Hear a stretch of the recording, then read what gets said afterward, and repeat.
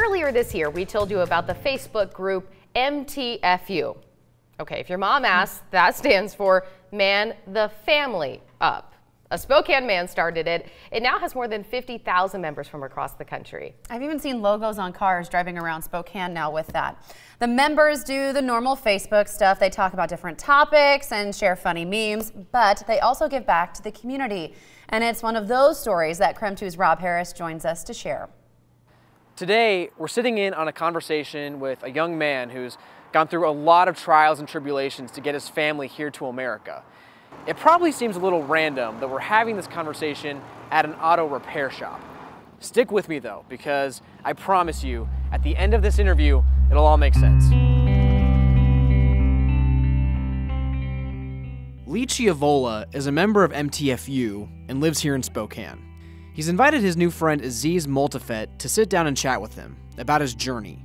So, we've become a little bit closer. Yes. We've hung out quite a bit now. Yes. And you've got such a fascinating story with your family. Yes, it was really hard and we went through a lot. You were born in Kabul, right? I was born in Kabul, Afghanistan. Kabul, yes. Afghanistan. Yes. And you have a family of 5, right? Yes, this is my mom and my 3 brothers. So as we know, there's a war in Afghanistan, right? Yeah. So my mom was a teacher where one big war began, and all this terrorist attacks killed her family and stuff, so I had to flee Afghanistan.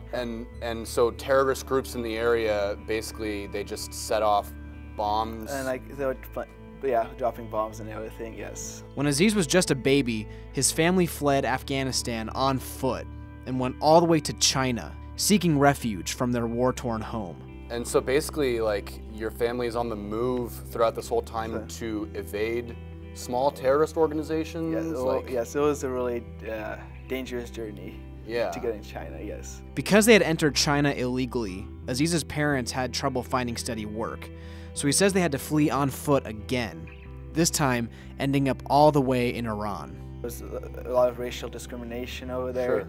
Because a lot of people from Afghanistan were trying to flee, right, because of war and stuff. And so we had to flee Iran because people over there are not treating us good, and there was a lot of on news and stuff we heard like a lot of Afghani people were killed by Iranian citizens and stuff. Again, Aziz and his family are uprooted. He says he was about 6 years old at the time, and by hiding in the back of train cars, they made it all the way to Russia.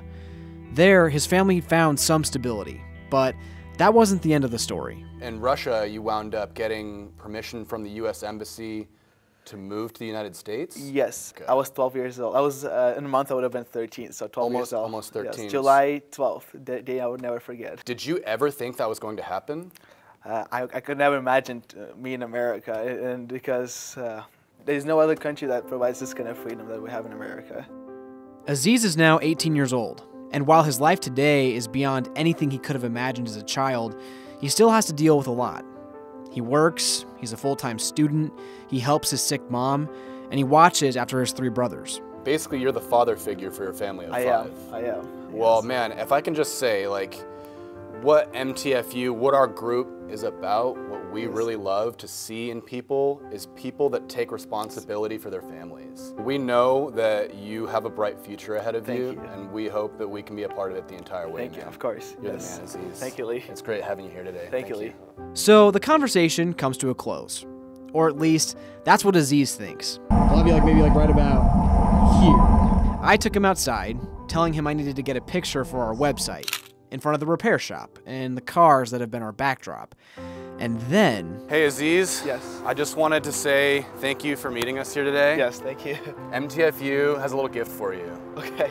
Some members of MTFU were so impressed by Aziz's story that they all contributed to give him a check for $2,000 and a car, freshly tuned up by Lake Street Industries, to help him and his family get to and from work and school. Thank you, Lee. Thank you. I'm excited for you, man. Thanks, guys. You're the man, Thanks, man. dude. You're the man. Rob Harris, KREM 2 News.